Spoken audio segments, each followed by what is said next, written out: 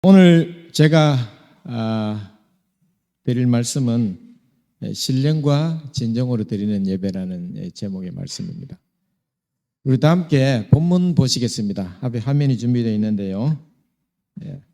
요한복음 4장 23절에서 24절까지 말씀입니다. 우리 다 함께 봉독해 보시겠습니다. 시작. 아버지께 참으로 예배하는 자들은 신령과 진정으로 예배할 때가 오나니 곧 이때라. 아버지께서는 이렇게 자기에게 예배하는 자들을 찾으시느니라.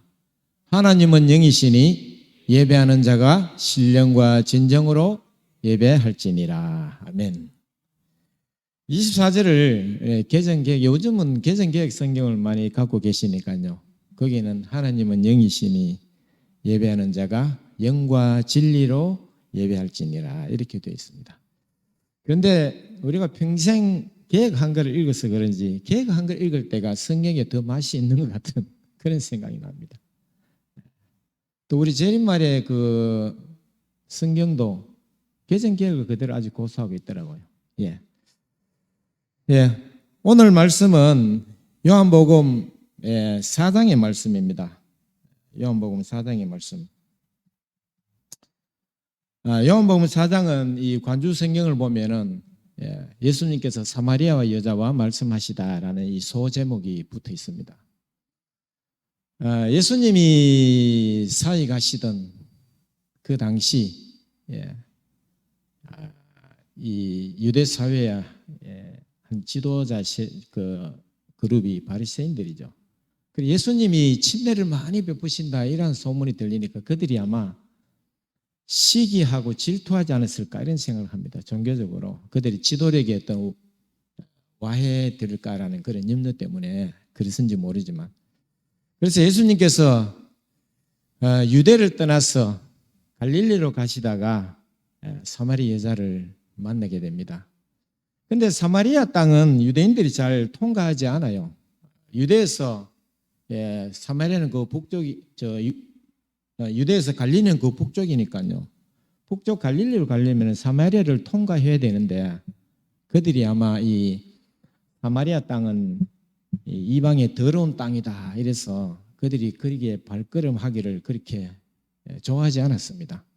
그래서 뭐 반나절이면 갈 수 있는 땅을 빙 둘러서 갔다는 그런 말도 있습니다. 그러나 예수님은 사마리아 땅 그것을 가로질러 갈릴리로 가다가 수가를 하는 한 동네에서 물 길러 나온 여인을 만나죠. 이 여인이 몇 시에 나옵니까? 제6시. 성경의 시간은 더하기 6하면 되죠. 6시 더하기 6은 낮 12시죠. 낮 12시에는 여러분 잘 아시다시피 팔레스타인은 아주 햇빛이 내리쬐는 그런 날씨니까 뜨거워서 사람들이 잘 활동하지 않습니다. 아마 이 여자는 그의 삶에 부끄러운 것이 많아서 그런지 아무도 없는 그 한낮에 물 길러 나오지 않았을까 그렇게 생각합니다. 그런데 예수님께서 이 사마리아 여자와 대화를 하죠. 그래서 이 요한복음 4장은 처음에 예수님께서 사마리아 여자와 대화하는 어떤 대화의 어떤 상종하는, 사람을 차별하지 않는, 유대인들은 사마리아 사람들을 개 취급했잖아요. 사마리아 사람들이 뭐 별다릅니까? 북방 이스라엘의 그 후손들 아닙니까?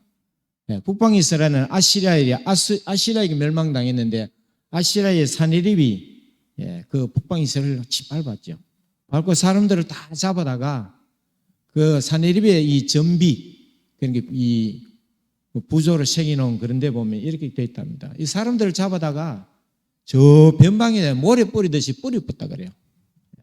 그 뿌려버리고 또 그 북방 이스라엘 땅에다가요, 자기 유민들을 대거 데려서 정착을 시켰습니다. 그러다 보면 어떻게 됩니까? 피가 섞이죠.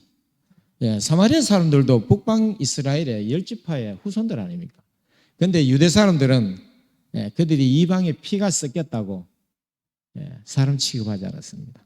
잘 만나지도 않고 대화하지도 않았습니다. 그래서 그 여인에게 예수님께서 물을 좀 달라 하시니까 사마리아 여자가 뭐라 그럽니까? 당신은 유대인으로서 어찌하여 사마리아 여자 나에게 물을 달라 하나이까? 하니 이는 유대인이 사마리아인과 상종치 아니함이러라. 그 처음에는 예수님이 예수님의 어떤 차별 없는 그런 모습, 누구든지 뭐라 그럽니까? 차별하지 아니하고 대하시는 그런 모습으로 보여지는 그런 그렇게 이 성경이 이어져 나갑니다.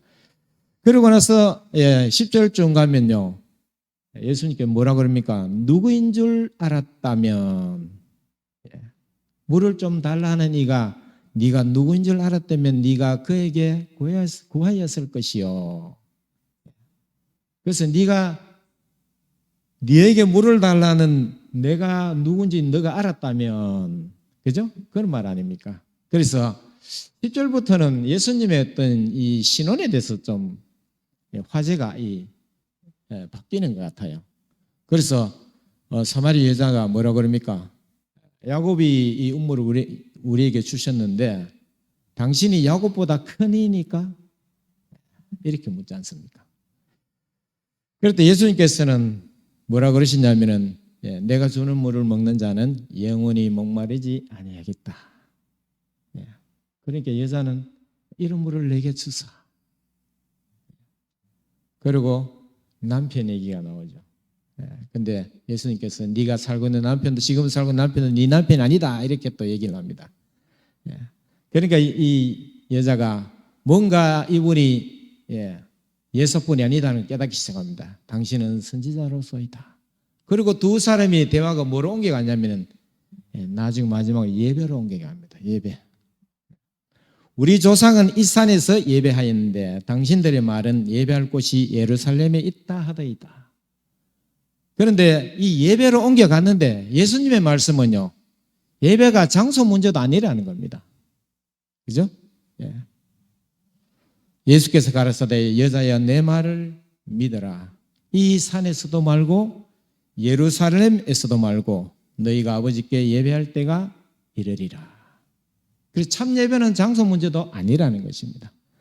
그러면서 23절에 뭐라고 그랬습니까? 아버지께 참으로 예배하는 자들은 신령과 진정으로 예배할 때가 오나니 곧 이때라. 아버지께서는 이렇게 자기에게 예배하는 자들을 찾으시느니라. 24절 하나님은 영이시니 예배하는 자가 신령과 진정으로 예배할지니라. 이렇게 24절까지의 말씀입니다.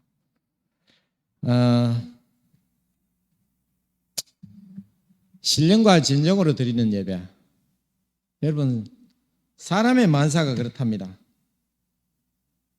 예배가 실패하면은 모든 것이 실패한다고 합니다. 예배가 승리하면은 모든 것이 승리한다고 합니다. 교회도 마찬가지라는 것입니다. 교회 예배가 실패하면 교회의 모든 것이 실패한다는 것입니다. 교회 예배가 승리하면 모든 것이 교회의 모든 것이 승리한다는 것입니다. 여러분, 요즘 이 코로나가 한 3년 지나다 보니까 뭐 붕괴라는 말까지는 제가 쓰고 싶지 않습니다만은 교회 예배가 많이 와해된 그런 느낌이 듭니다.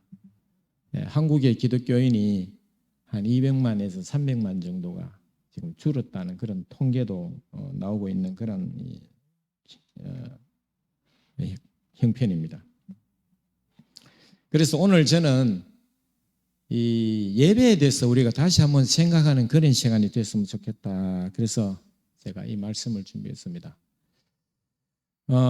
제가 친구로 장로로 있는 이 교파는 다르지만 그 장로의 그 서로 대화 중에도 이런 얘기들을 나눴는데, 이 한국 교회가 어떤 건축물의 어떤 이 교회당의 어떤 건축, 건물의 어떤 건축보다는 예배를 바로 세워야 된다, 이런 말들이 그들도 많이 한다고 그럽니다. 그래서 우리가 오늘 저는 여러분과 이 코로나 3년 지난 이 포스트 코로나 시대, 과연 교회의 예배를 어떻게 다시 세워나가야 될 것인가, 그런 것을 한번 고민해보는 그런 시간이 되고자 합니다. 여러분, 저는 늘 이런 생각을 합니다. 교회 예배는 오케스트라가 뭐죠? 관현악단 아닙니까? 네. 관현악단과 같다 이런 생각을 평소에 늘 많이 합니다. 여러분 관현악단은 이 작게는 한 실내 관현악 같은 경우는 한 20명 정도에도 구성이 될 수 있고요. 대규모 관현악단을 구성하면 많게는 120명까지 간다고 합니다. 관현악 말 그대로 뭐 관악기, 현악기, 그다음에 피아노도 대악기 들어가니까 금반악기도 들어가죠. 피아노도 사실은 현악기죠. 피아노 줄이 있으니까. 그래서 이 오케스트라 이 120명 한 100여 개의 이 악기가 연주되고 있는데 여러분 중간에 제일 앞에 그 지휘자가 한 명 있습니다. 그 지휘자가 지휘안에 따라 그 관현악단이 연주가 됩니다. 그런데 이 유능한 지휘자는 한 100명 되는 그 악단 중에 한 사람이 잘못 연주해도 알까요 뭘까요? 금방 캐치해낸다고 합니다. 금방 캐치해낸다고. 이것은 이 오케스트라는 한 많게는 100명, 적게는 뭐 70명, 80명 되는 이 악단이 정말 한 마음이 돼서 아름다운 선율을 음악의 선율을 연주하는 그런 하나로 연합된 질서와 조화를 보여주는 그런 이 집단이죠. 뭐라고 해요? 구성이랄까요? 그렇죠. 아마 그와 마찬가지로 예배도 하늘 보좌를 향하여 하나로 연합된 질서가 있어야 된다. 그런 생각을 해봅니다. 여러분 그런 생각을 안 해봅니까? 물론 우리가 교회에서 드리는 하나님께 드리는 이 예배가 관현악단에 뭐 비할 바가 되겠습니까? 이보다 더 우리가 엄숙하고 더 가치 있고 더 위에 둘 그런 가치가 있는 것이 예배죠. 관현악단과 비교할 수도 없죠. 그러나 이 관현악단도 그 많은 악기가 하나의 어떤 연합된 질서와 조화가 있는데 예배가 만약에 관현악단보다도 못하다면 하나님께 드린 예배가 우리가 옳게 드렸다고 할 수 있을까 이런 반문을 해볼 수가 있을 것입니다. 예수님께서도 예수님이 이 격이 없이 피곤함을 찾아가는 집이 누구 집이었습니까? 베다니에 있는 나사로의 집이었습니다. 나사로는 그 누이들이 있었죠. 마르다와 마리아. 근데 갈 때마다 마르다는 늘 분주했어요. 뭐 예수님 오셨다고 막 뭐 음식도 준비하고요. 뭐 집도 치우고 막 물도 준비하고 뭐도 준비하고. 근데 마리아는 늘 그 언니, 마르다가 언니죠. 뭐 언니인지는 모르겠는데 별로 도와주지도 않고 늘 예수님 발 아래 턱 밑에 앉아서 예수님 말씀 듣기를 즐겨했어요. 그래서 그림 보이잖아요. 그 마르다가 예수님께 좀 항변합니다. 예수님 저 마리아에게 좀 도와주라고 왔어요. 이런 그림 아닙니까? 그럴 때 예수님께서 뭐라고 하시냐면은 마르다에게 봉사보다도 뭐가 우선이라고요? 예배가 우선이다. 그런 말씀을 했습니다. 누가복음 10장에 나오는 그런 기사죠. 저는 어릴 적에 한 장로님을 늘 보면서 자랐습니다. 저는 시골에서 교회를 다닐 때 밤 집회도 거의 아버지 따라 다닌 것 같아요. 제가 좀 작년 뭐 지금은 칠곡이 시골 다니죠. 제가 성장할 땐 칠곡이 좀 시골이었습니다. 지금은 시골은 뭐 신도시라 가지고 제가 나가던 교회는 거의 뭐 한 4, 5천 명 나가는 교회로 성장해서 아주 대형 맘모스 교회가 되었는데 그때는 농촌 사회죠. 칠곡이. 그래서 밤에는 제가 청년대에서는 밤에 아버지를 뒤에 태워가지고 제가 자전거로 타고 교회 가고 그랬습니다. 그러면 제가 교회 갈 때마다 뵙는 한 장로님 계셨어요. 그 장로님은 늘 일찍이 나와서 가장 앞자리에 앉아서 아마 제 생각에 제가 우리 집은 교회에서 좀 거리가 있었습니다. 자전거로 한 20분 걸리니까 꽤 거리가 되잖아요.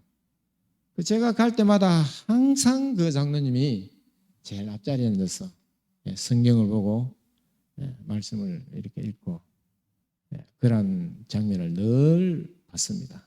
그래서 저는 그것을 볼 때마다 한 이 그리스도인의 모습이 저 장로님 같은 모습이 돼야 되겠다 이런 생각을 늘 하면서 그렇게 자랐습니다. 그래서 오늘 저는 이 예배에 대해서 말씀을 전하려고 하는데 이 목사님보다 평신도 지도자로서 예배에 대한 생각을 여러분들에게 말씀드리고자 합니다.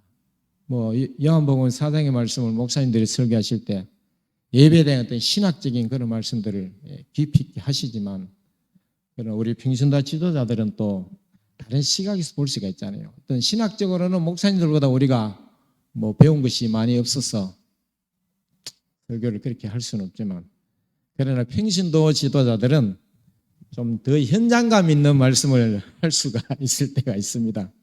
그런 생각으로 그런 측면으로 오늘 말씀을 들어주시면 좋겠다 생각합니다.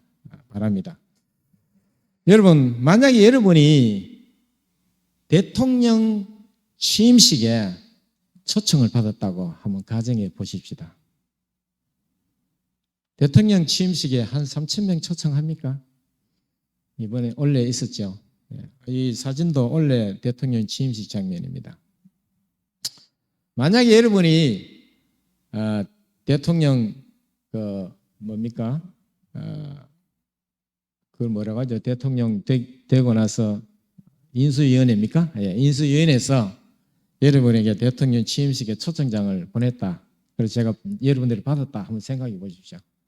그럼 여러분 어떻게 하시겠습니까? 그날 가는 날을 기억하고요. 아마 교통편이 안 좋으면 그 전날 올라가서 뭐 친척 집에 하루 묵을 수도 있을 것입니다. 그렇죠? 그때 또 무엇을 입고 가지? 양복을 또 하나 사나? 또 이 생각도 해볼 수 있지 않겠습니까? 안 그렇습니까?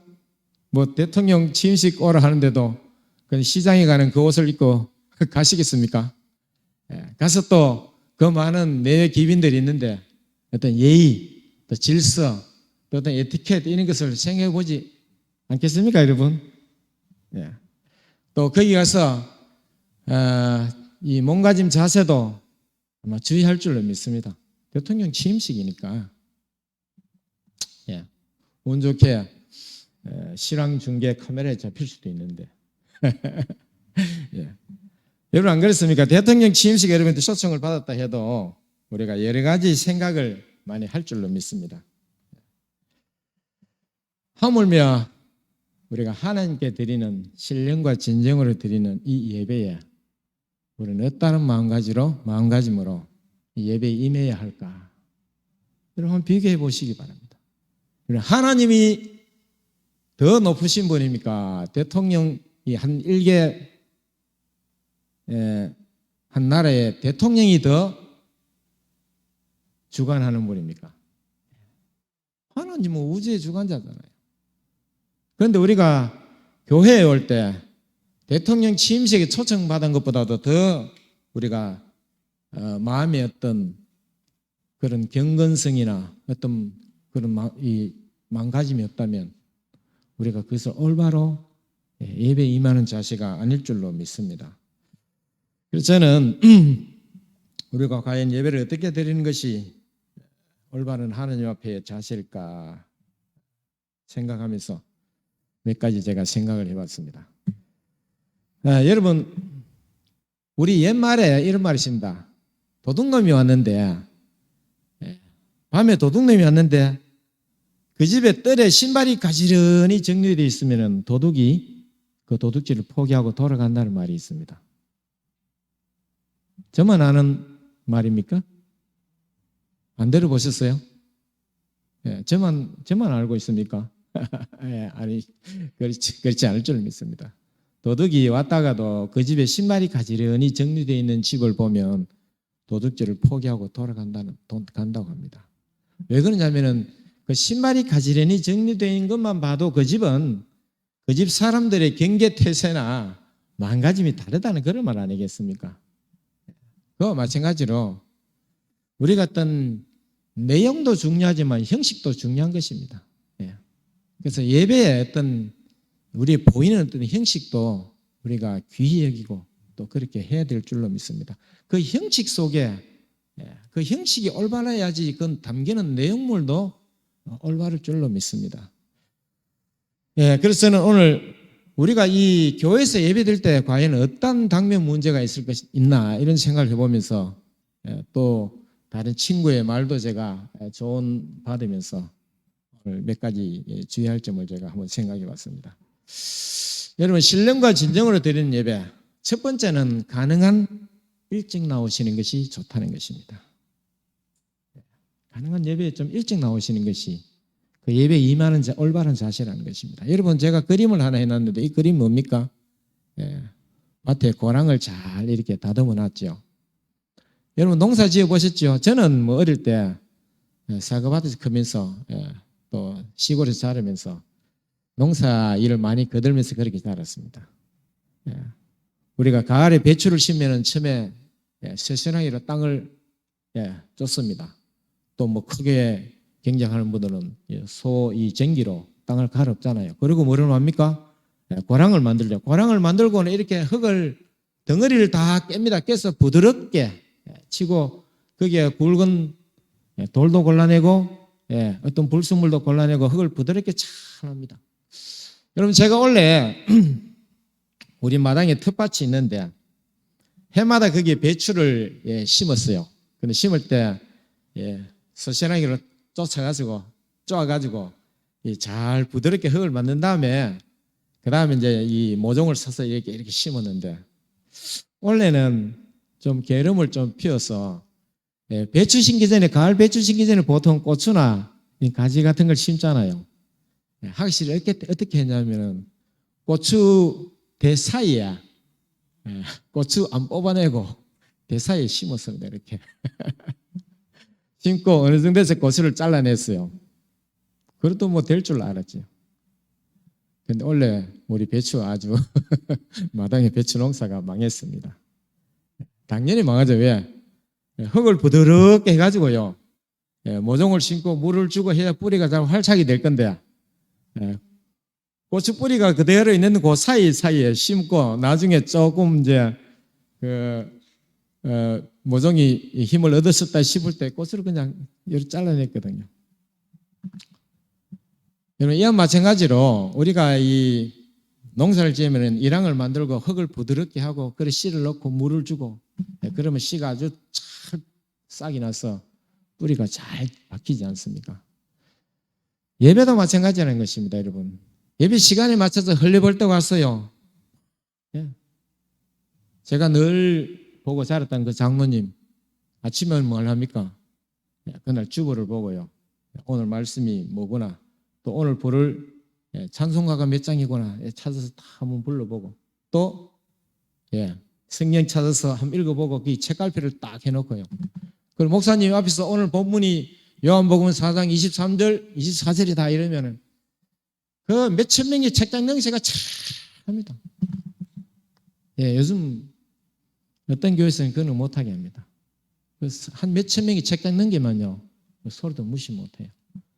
그래서 책갈피를 탁 띄워놨다가 목사님이 몇 장 하면 바로 넘겨서 그 성경절을 읽고 또 미리 읽어놓으면은 미리 읽어놓고 그 말씀을 묵상 한번 해보고 예배에 임하는 것과 다르다는 것입니다.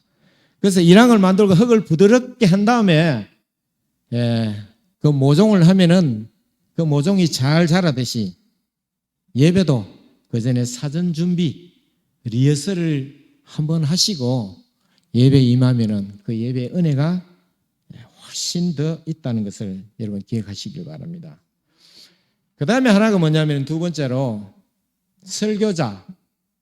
설교자와 회중과 서로 교통하는 자세가 필요합니다. 여러분 그림을 보십시오. 모든 이 설교를 듣는 이 성도들이 목사님을 향해서 눈길을 주고 있지 않습니까? 그런데 예배 중에 어떤 분들이 보면요, 우리 장로님들은 다니서 설교를 하잖아요. 그러면 어떤 분들은 팔짱을 탁 끼고 이렇게 씁니다. 딱 굳은 표정을.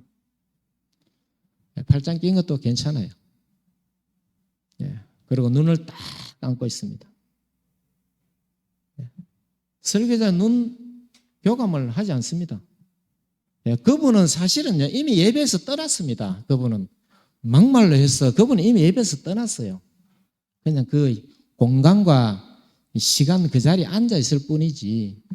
그래서 설교자와 회중 간에 서로 눈빛을 바라보고 말씀을 선포할 때 어떤 교감을 눈빛으로 주고받아야 됩니다.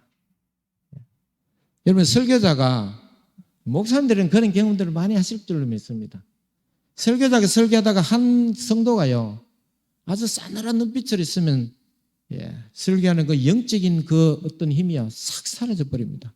그들은 설교가 우왕좌왕하게 됩니다.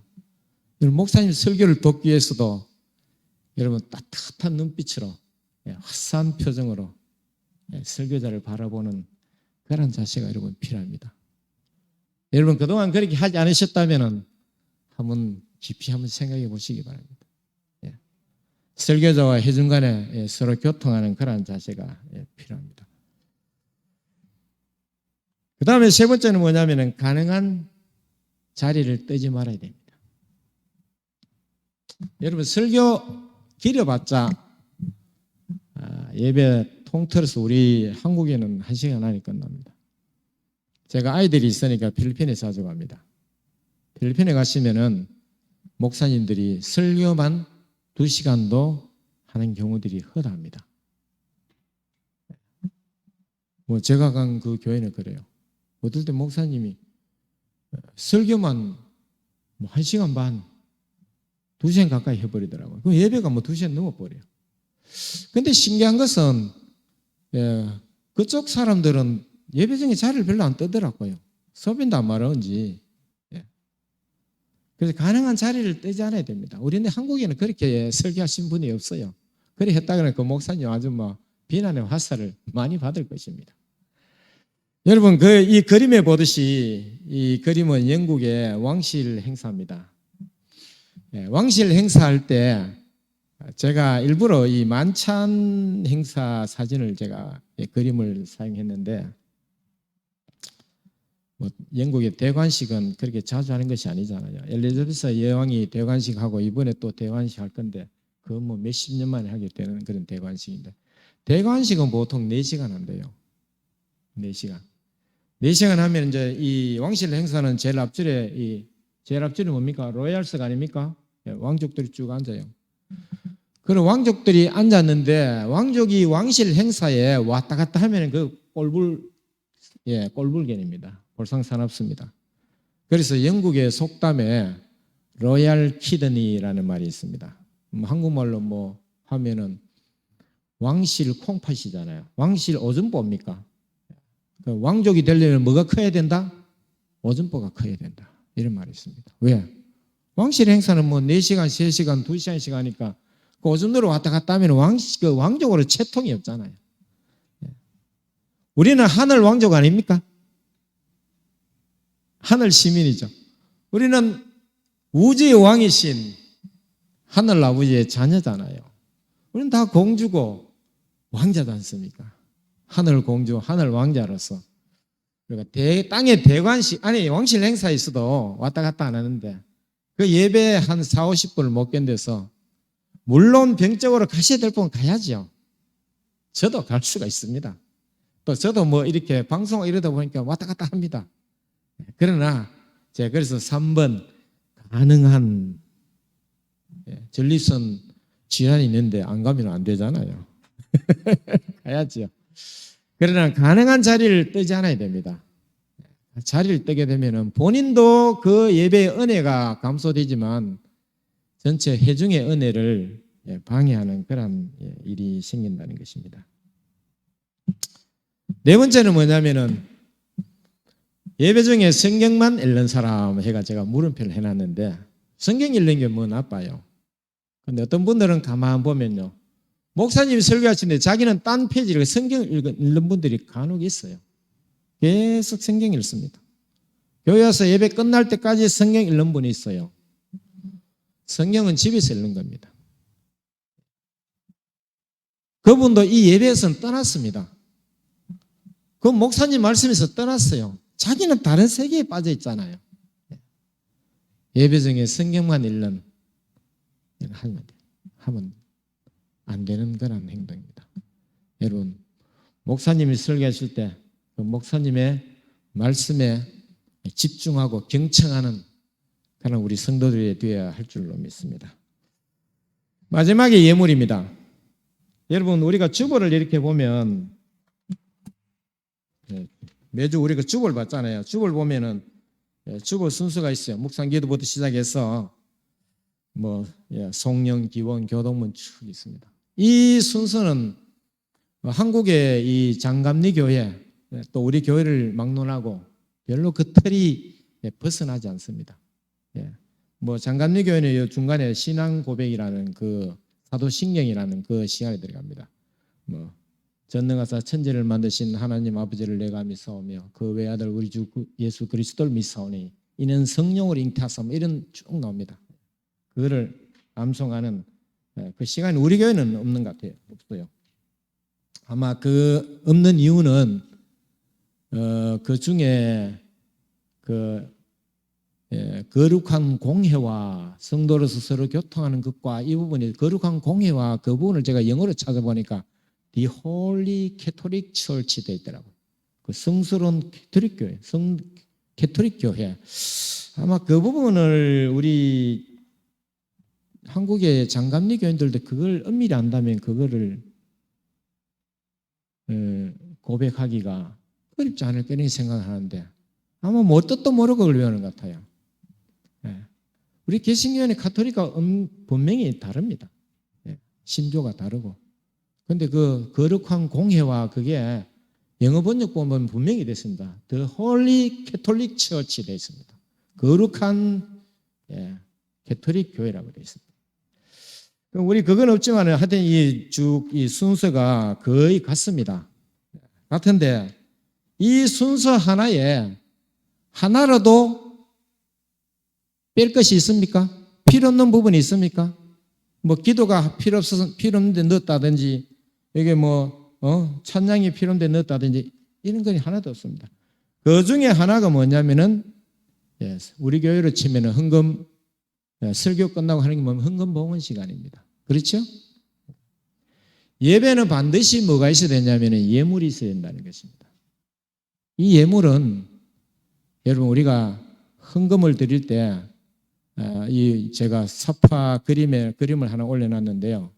이 가부의 동전 한 입이 부자의 많은 헌금보다도 예수님께서 더 귀하다 그랬습니다. 헌금 얘기하니까 많이 내라 이렇게 말씀한다면은 곤란합니다. 그런 것이 아니라 헌금은 예배에 참석한 예배에 참여한 모든 사람이 예물을 드려야 됩니다.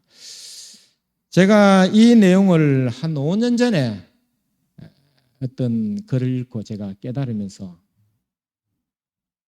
그렇지만 요즘도 제가 어떨 때 방송하고 막 교회를 바쁘게 하다 보면 그날 헌금을 안 할 때가 있어요. 그러면 저 재무가 재무실에서 헌금하는데 그때 늦게 싹 갖다 줄 때가 있고 어떨 때는 또 그것도 안 해가 빼먹을 때가 있어요. 저도 참 잘 지키지 못하는 그런 것을 지금 솔직히 고백합니다. 그러나 예배에 임하는 모든 아이에서부터 어른까지 다 예물이 있어야 된다는 것입니다. 그래서 제가 한 5년 전에 이 내용을 깨닫고 그 이전에는 제가 어떻게 했냐면은 한 달에 한 번 예물을 드리거나 한 달에 예를 들어가지고 얼마 일정액을 정했다면은 한 번 드리는 거나 나눠 드리는 거나 뭐 차이가 있냐? 그게 그거지. 이런 생각을 했는데 제가 예배 정신에 대한 그런 이 책을 제가 읽으면서 생각을 바꿨습니다. 예배는 반드시 무엇이 예물이 있어야 됩니다. 그래서 우리가 한 달에 한 번 드리는 것도 물론 그걸 탓할 일은 아니지만 우리가 매주 단돈 1,000원이라도 예물을 드리는 것이 예배에 임하는 그것이 결격 흠없는 예배라는 것입니다. 누구나. 그래서 요즘 제가 우리 아이들이 오니까 제가 저녁에도 우리 아이 꼬마 겨울이까지 이름을 쓰고 헌금을 넣어서 주고 이렇게 제가 했습니다. 그렇게 하려고 가능한 노력합니다. 여러분 그래서 예배에 임하는 사람은 반드시 예물을 드리는 것이 좋습니다. 많은 액수를 드리라는 것이 아니라 한 달의 형편이 내 수입에 어느 정도 한계가 있다면 그것을 나눠 드려야 되는 것입니다. 한꺼번에 드리고, 물론 코로나가 오다 보니까 뭐 온라인으로 보내버리고 말입니다. 예, 뭐 통장으로 뭐 이런 일들이 있는데, 자, 원래는 우리가 헌금을 드릴 때 미리 기도하고, 가능한 옛날에 한 90년대 우리 그 교회에서, 그때는 칠성교회죠. 예, 교회에서 이 안식일 날, 금요일 날 이 새돈 바꿔주는 그런 일도 한 번씩 해본 적이 있습니다. 새돈, 헌금을 위해서 재무가 새돈을 많이 바꿔 와가지고 미리 교환해 줍니다. 그거 뭐 헌돈 많은 드리는 거나 새돈 많은 드리는 거나 뭐 같다고 할 수 있지만, 그래도 그 속에 우리의 마음을 담을 수가 있습니다. 예배에 임하는. 그래서 예물이 우리 예배에 반드시 빠지지 않는 한 부분이라는 것을 여러분 기억하시고, 충실히 예물을 드리는 그런 우리 성도님들이 되었으면 좋겠습니다. 마지막으로 제가 말씀 하나 읽고 오늘 말씀을 마칠까 합니다. 말라기 1장 7절에서 8절까지 말씀입니다. 너희가 더러운 떡을 나의 단에 드리고도 말하기를 우리가 어떻게 주를 더럽게 하였나이까 하는도다. 이는 너희가 주의 상은 경멸히 여길 것이라 말함을 인함이니라. 또 8절, 만군의 여호와가 이르노라. 너희가 눈먼 희생으로 드리는 것이, 눈먼 희생으로 드리는 것은 뭐냐면은 양을 드리는데, 어차피 하나님께 드릴 거 뭐 어디 뭐 가시 눈이 찔려가지고 눈먼 봉사, 그 양을 드린다 이 말입니다. 눈먼 희생을 드리는 것이 어찌 악하지 아니하며, 저는 것, 다리 저는 것, 또 병든 것으로 드리는 것이 어찌 악하지 아니하냐. 이제 그것을 너희 총독에게 드려보라. 그가 너를 기뻐하겠느냐, 너를 간합하겠느냐. 아멘. 우리가 오늘 제가 여러분에게 말씀드린 것처럼 이렇게 예배에 가능한 좀 일찍 나오셔서 예배를 준비하고, 또 목사님 말씀을 주실 때 목사님과 영적인 교감을 하는 여러분 되기를 간절히 바랍니다. 그리고 가능한 자리에 앉으셔서 끝까지 말씀을 경청하는, 또 그리고 예배 중에는 성경이라도 읽는 것은 옳지 않습니다. 예배에 전적으로 임하는 그런 자세가 있어야 된다는 것입니다. 그리고 마지막으로 예배에 작은 예물이라도 드리는 그러한 저와 여러분이 되기를 간절히 바라면서 말씀 마치겠습니다.